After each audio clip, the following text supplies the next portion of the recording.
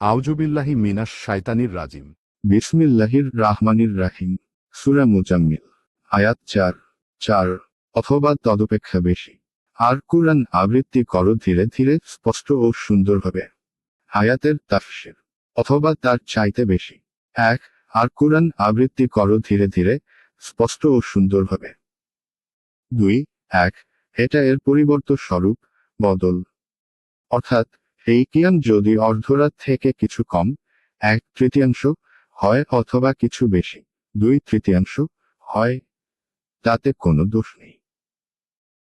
2 সুতরাং বহু হাদিসে এসেছে যে, নবী সাল্লাল্লাহু আলাইহি ওয়াসাল্লাম কুরআন পড়তেন ধীরে ধীরে, স্পষ্ট ও সুন্দরভাবে, এবং তিনি তার উম্মতকেও ধীরে ধীরে, স্পষ্ট ও সুন্দরভাবে থেমে থেমে কুরআন পড়া শিক্ষা দিতেন।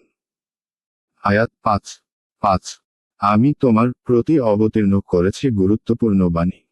আয়াতের তাফসীর। আমি তোমার প্রতি অবতীর্ণ করব গুরুভার বাণী। 1 রাতের কিয়াম, নামাজ, যেহেতু মানুষের জন্য সাধারণত ভারী হয়ে থাকে, তাই জুমলা তারিজা পূর্বের বিষয়ের সাথে সম্পর্কহীন বাক্য স্বরূপ বললেন যে, আমি এর থেকেও বেশি ভারী কথা তোমার উপর অবতীর্ণ করব।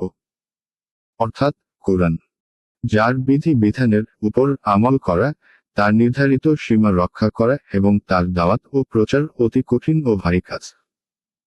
কেউ কেউ ভারী বলতে সেই ভার বুঝিয়েছেন, যা ওহী অবতরণের সময় তার উপর আপতিত হতো, যার ভারে প্রচণ্ড শীতের দিনেও তিনি কর্মসিক্ত হতেন। ইবনে কাসির।